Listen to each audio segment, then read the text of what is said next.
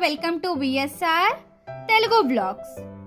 ఇక్కడ కనిపిస్తుంది మీరు అనుకుందే అండి, ఎగ్ పఫ్. ఇంట్లోనే ఇవాళ తొందరగా ఎగ్ పఫ్ ఎలా తయారు చేయాలి అని తెలుసుకోవాలనుకుంటే ఈ వీడియో అనేది ఎండ్ వరకు చూడండి, ఎక్కడ కూడా స్కిప్ చేయకుండా.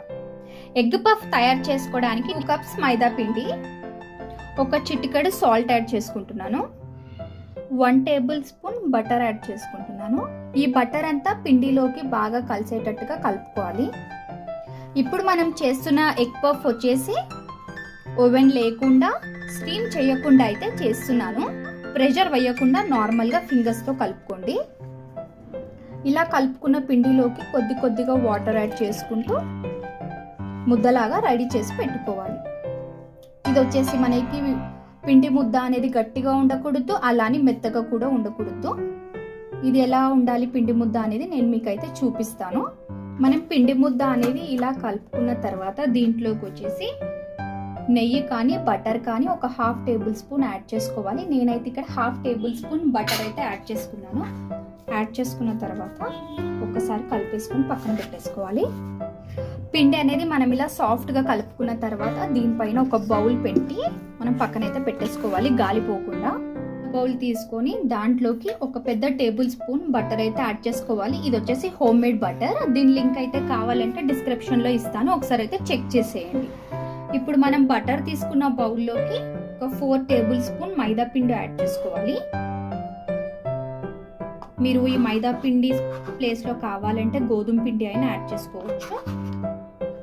ఇలా యాడ్ చేసుకున్న తర్వాత ఈ బటర్లోకి ఇదంతా అయితే కలిపేసుకోవాలి. మనకి బటర్ అనేది మెల్ట్ అవుతూ ఉంటుంది కదా, అప్పుడు పిండి అనేది మంచిగా కలిసిపోతుంది బటర్లోకి. అంటే బటర్ ప్లేస్లో కావాలి అంటే నెయ్యి యాడ్ చేసుకోవచ్చు.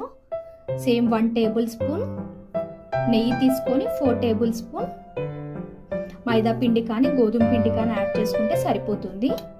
మనకు ఒకసారి బటర్ మెల్ట్ అవ్వడం స్టార్ట్ అయినాక పిండి అయితే ఇలా మంచిగా మిక్స్ అయిపోతుంది బటర్లోకి. ఇలా కలుపుకున్న మైదా పిండి బటర్ మిశ్రమాన్ని కూడా మనం పక్కన పెట్టేసుకుందాము. ఇప్పుడైతే మనం ఎగ్ పఫ్లోకి కర్రీ రెడీ చేద్దాము. మనకి ప్యాన్ అయితే హీట్ అయిపోయింది. దాంట్లోకి ఒక 1/2 టేబుల్ స్పూన్ ఆయిల్ అయితే యాడ్ చేసుకుంటున్నాను. మనకి ఆయిల్ హీట్ అవ్వగానే ముందుగా కట్ చేసుకున్న ఆనియన్స్ కూడా ఇలా పొడుగుగా కట్ చేసుకోవాలి.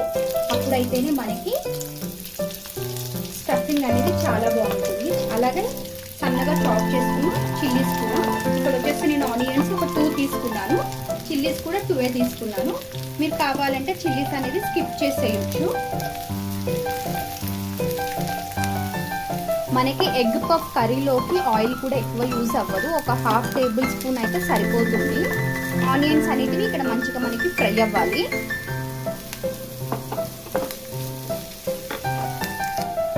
మనకి ఆనియన్ పచ్చిమిర్చి లైట్ బ్రౌన్ వచ్చిన తర్వాత 1/2 టేబుల్ స్పూన్ కన్నా కూడా తక్కువ అల్లం వెల్లుల్లిది పచ్చివాసన పోయేంత వరకు మంచిగా కలిపేసుకొని ఫ్రై చేసుకోవాలి.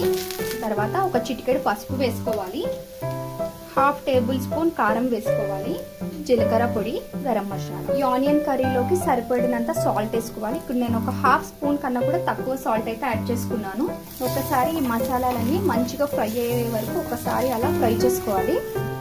ఇలా మసాలా అంతా కూడా పొడి పొడిగా ఉన్నట్లయితే మనకి స్టఫింగ్ అనేది కరెక్ట్గా రాదు. అందుకే దీంట్లోకి వచ్చేసి ఒక 1/2 గ్లాస్ కన్నా తక్కువ వాటర్ యాడ్ చేసుకుంటున్నాను. 1 సెకండ్ తర్వాత మనకి కర్రీ అనేది టెక్స్చర్ ఇలా వస్తుంది. ఇప్పుడు మనం స్టవ్ అనేది ఆఫ్ చేసేసుకోవాలి. మనకి కర్రీ అనేది రెడీ అయిపోయింది. ఇక్కడ నేను 2 ఎగ్స్ కూడా బాయిలింగ్ అయితే చేస్తున్నాను. మనం ముందుగా కలిపి పెట్టుకున్న పిండి ఒకసారి కలిపేసుకోవాలి. దీంట్లో నుంచి ఒక చిన్న ముద్దలాగా తీసుకొని చపాతీ లాగా చేసుకోవాలి. ఇవి వచ్చేసి మంచి పొరలు పొరలుగా వస్తుంది ఎగ్ పఫ్ అనేది. మనకి బయట ఎలా అయితే ఉంటుందో సేమ్ అలానే వస్తుంది. మనం పీట పైన కొంచెం మైదా పిండి వేసుకొని పిండి ముద్ద పెట్టుకోవాలి. ఇప్పుడు వచ్చేసి దీన్ని ఒక సన్నటి చపాతీ లాగా అయితే చేసుకోవాలి. ఇది మనం ఎంత పల్చగా చేసుకుంటే మనకనేది ఎగ్ పఫ్ అంతా మంచిగా అయితే పొంగుతుంది. ఇలా ఒక్కొక్క చపాతీగా చేసి పెట్టుకోవాలి. చేసుకున్న తర్వాత మనం ముందుగా కలిపి పెట్టుకున్న మైదా పిండి బటర్ బ్యాటర్ వచ్చేసి దీనిపైన అప్లై చేసుకోవాలి. స్పూన్తో కన్నా కూడా మనం హ్యాండ్తో అప్లై చేయడం బాగుంటుంది. మొత్తంగా అయితే స్ప్రెడ్ చేసుకోవచ్చు, స్పూన్తో అయితే మొత్తంగా స్ప్రెడ్ చేయలేము. ఒక లేయర్ మనం బటర్ అండ్ మైదా పిండి అప్లై చేసిన తర్వాత ఇంకొకటి చపాతీ అయితే మనం చేసుకొని దీనిపైన వేసుకొని సేమ్ మళ్ళా కూడా మనం ముందుగా రెడీ చేసుకున్న మైదా పిండి స్టఫ్ అయితే స్లోలీ అప్లై చేసుకోవాలి. ఇక్కడ నేను వచ్చేసి థర్డ్ లేయర్కి అయితే అప్లై చేస్తున్నాను ఈ బ్యాటర్ని. సెట్ చేసుకున్న తర్వాత మీరైతే పొడి పిండి జల్లుకొని స్ప్రెడ్ చేసుకోవాలి. పిండి అనేది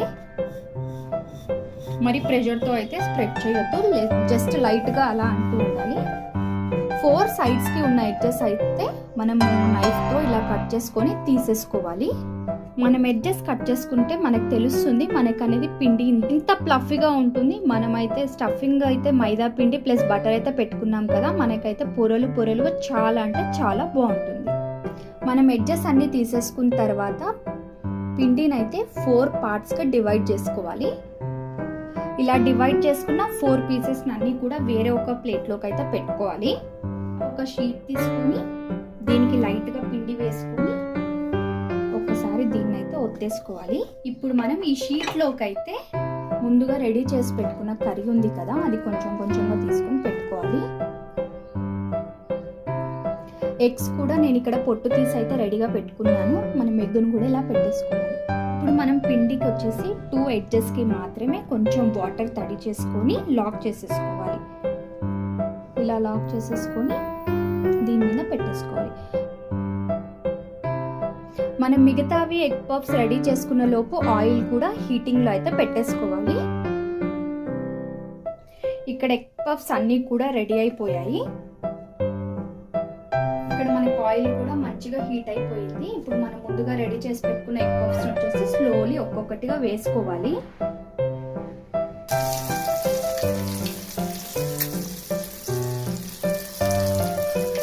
మనం ఎగ్ పఫ్స్ వేసిన వెంటనే కలపొద్దు, అలానే ఒక సెకండ్ అయితే వదిలేసేయాలి. స్లో ఫ్లేమ్లోనే మనం ఫ్రై చేసుకోవాలి. ఒక వైపు మంచిగా ఫ్రై అయిన తర్వాత ఇంకొక వైపుకి అయితే తిప్పేసుకోవాలి ఎగ్ పఫ్స్ని. ఎగ్ పఫ్స్ కూడా మనకి మంచి గోల్డెన్ బ్రౌన్ కలర్ వచ్చే వరకు అయితే ఫ్రై చేసుకోవాలి లో ఫ్లేమ్లో. ఇక్కడ మనకు ఒక ఎగ్ పఫ్ అయితే రెడీ అయిపోయింది. దీన్ని అయితే నేను ఇంకొక ప్లేట్లోకి వేసేసుకుంటాను. ఇంకొక ఎగ్ పఫ్ కూడా మంచిగా అయితే ఫ్రై అయిపోయింది. ఇది కూడా అయితే మనం సేమ్ ప్లేట్లోకి అయితే తీసేసుకుందాము. ఇక్కడ మనకైతే 2 ఎగ్ పఫ్స్ అయితే రెడీ అయిపోయాయి. మిగతా 2 అయితే ఫ్రై అవుతున్నాయి. చూసారు కదండి, క్విక్గా అండ్ ఈజీగా అయితే మనం ఇంట్లోనే ఎగ్ పఫ్ అయితే రెడీ చేసేసాము. మా వీడియోస్ కనుక మీకు నచ్చినట్లయితే మా ఛానల్ని లైక్ చేయండి, షేర్ చేయండి, సబ్స్క్రైబ్ చేసుకోండి. పక్కనే ఉన్న బెల్ ఐకాన్ని ట్యాప్ చేయడం అయితే అస్సలు మర్చిపోకండి. Thanks for watching.